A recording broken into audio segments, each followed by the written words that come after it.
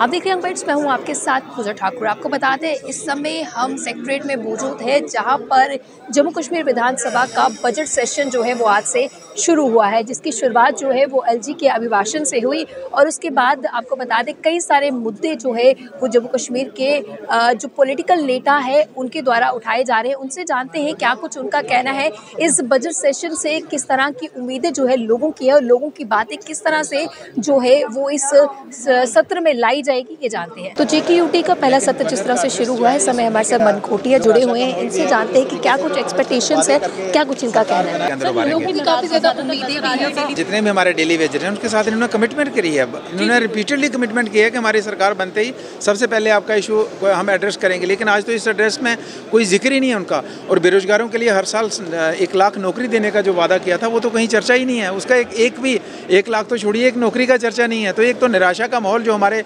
Daily wagers के अंदर है, हमारे युवाओं के अंदर है, बेरोजगार पढ़े लिखे नौजवानों के अंदर है, और ये निराशा का माहौल जो है ये आज देखने को मिला है। और हम सरकार को जवाबदेह बनाएंगे, कटघरे में खड़ा करेंगे, असेंबली के अंदर पॉजिटिव और कंस्ट्रक्टिव अपोजिशन का रोल प्ले करके इन लोगों के मुद्दे हल करवाएंगे। बजट सेशन से काफी ज्यादा उम्मीदें हैं लोगों की, क्या कहेंगे? बजट सेशन से उम्मीदें थी, लेकिन ये कोरा कागज देखने को मिला, या उम्मीद पूरे होने वाली कोई नहीं है। डेली वेजर्स का आपने जो बात करी तो बिल्कुल इसमें कहीं जिक्र ही नहीं है, और इनसे वादा किया लेकिन अनफॉर्चुनेटली हमारी सरकार नहीं बनी। लेकिन जो भी सरकार बनी और जो उन्होंने वादा किया हम उनको फोर्स करेंगे, उनको कटघरे में खड़ा करेंगे और वो वादा उनको याद दिला के उनसे पूरा करवाएंगे। 370 की वापसी की भी बात की है, क्या आप कहना मुझे बताइए। It is now closed chapter, it is now history, closed history.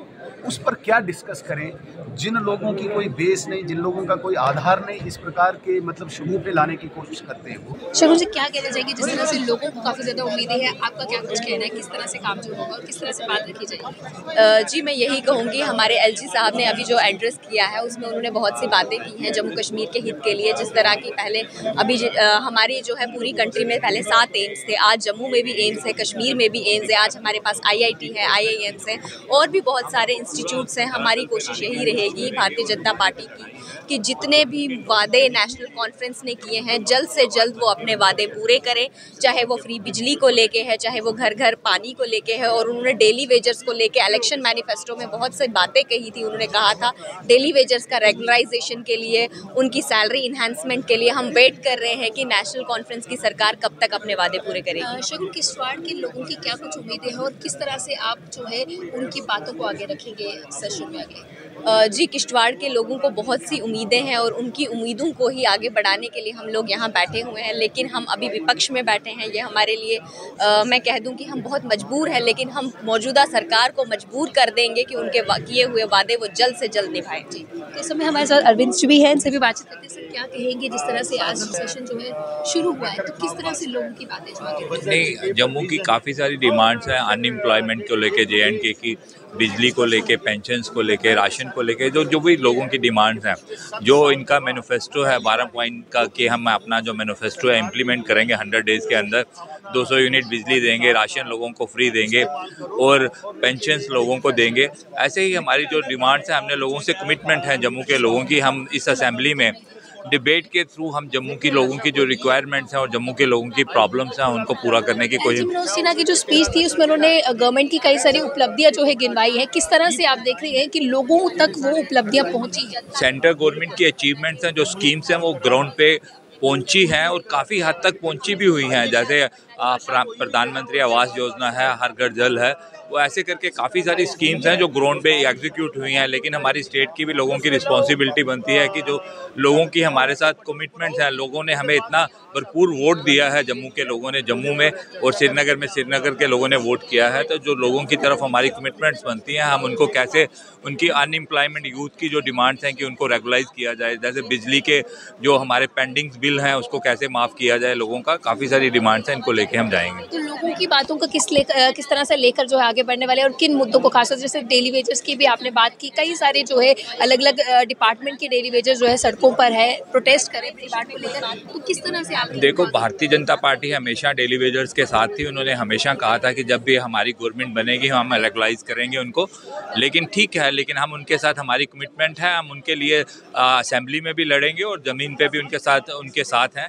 तो इसलिए हमारी कोशिश रहेगी कि जो लोगों के साथ हमारी कमिटमेंट्स थी, और भारतीय जनता पार्टी जो अपना मैनिफेस्टो है उसको संकल्प पत्र बोलती है, जो हम संकल्प करते हैं, हमारी कोशिश रहती है कि जो लोगों से हमारी कमिटमेंट है उनको जल्दी से जल्दी पूरा किया जाए। तो कांग्रेस के वरिष्ठ नेता हमारे साथ ये मेर जी जुड़े हैं। सर, क्या कहेंगे, लोगों की किस तरह से उम्मीदों को आप आगे लेके बढ़ेंगे सेशन? देखिए, फिलहाल आज के एलजी साहब के भाषण में यूँ तो उन्होंने सारे सेक्टर्स की जिक्र की, हमने पिछले सालों क्या किया, मेरी सरकार आगे किन किन सेक्टर्स में काम करने के लिए जाएगी, मगर वो सब तो चलेगा बहस। दो चीज़ें उन्होंने आज के भाषण में बहुत महत्वपूर्ण कही। नंबर एक, जो रेस्टोरेशन ऑफ स्टेट है उसका काम जारी है और जितना जल्दी हो सके स्टेट को रेस्टोर किया जाएगा, ये बड़ी एश्योरेंस है। नंबर दो, उन्होंने खुद ही एक्सेप्ट किया कि आज 7 साल के बाद में जो बजट सेशन लगा है, बजट पेश होगा, ये इलेक्टेड नुमाइंदों के ज़रिए से बनाया होगा, उस पर बहस होगा और जम्मू कश्मीर के लोगों का उसमें मतलब इन्वॉल्वमेंट होगा, क्योंकि इतने 90 लोग अपने अपने एरिया की बात रखेंगे, उनकी नुमाइंदगी दिखेगी, हाउस में हमारी नुमाइंदगी हो रही है, और जो बजट होगा प्रो पीपल होगा, ये हमारी उम्मीद है। ऐसा इंडिकेशन गवर्नर साहब ने। तो लोगों की जितने भी मुद्दे हैं, मसले मसाइल हैं, उनको किस तरह से आप इस सेशन में आगे लेके बढ़ेंगे? तो है ही, ये तो है ही सेशन, उसीलिए किस तरह का मुद्दों की बात वो सारे इश्यूज आएंगे, इसके लिए सारे सब्जेक्टों पर काम होगा। जैसे बजट पेश होगा, आप देखेंगे अभी इसमें एलजी साहब के गवर्नर पर 4 दिन लोग बोलेंगे, उसमें भी आप सुनेंगे, और फिर बजट पेश होने के बाद 4 दिन उस पर बहस है, उस पर भी सारे नुमाइंदे बोलेंगे, जो भी हमारे समाज के इश्यूज। काफी बार जो है वो बोला गया कि सही समय आने पर मिल जाएगा, क्या लगता है वो सही समय कब आएगा? नहीं, होपफुल रहना चाहिए। हम तो चाहते थे कि इलेक्शन के तत्काल बाद हो जाना चाहिए था, मतलब 4 महीने गुजरने तक नहीं हुआ, मगर आगे जितना जल्दी हो सके दिल्ली को अपनी कमिटमेंट पूरी करनी चाहिए। तमाम पॉलिटिकल पार्टीज के लीडर्स हमारे से जुड़े थे, जिनका साफ तौर से कहना है कि इस बजट सेशन में जो है लोगों के तमाम मुद्दे जो है उठाए जाएंगे। स्टेटहुड के लिए भी इनका कहना है कि जिस तरह से कमिटमेंट की गई है उसे जल्द से जल्द पूरा किया जाए। ऐसे में आने वाले समय में क्या क्या मुद्दों पर जो है वो बातचीत होती है और बजट में किस तरह से लोगों को सहूलियत मिलती है, ये आने वाला वक्त बताएगा। आपसे ऐसे देखते रंग बाइट्स, जर्नलिस्ट अमित शर्मा के साथ मैं पूजा ठाकुर, यंग बाइट्स, जम्मू।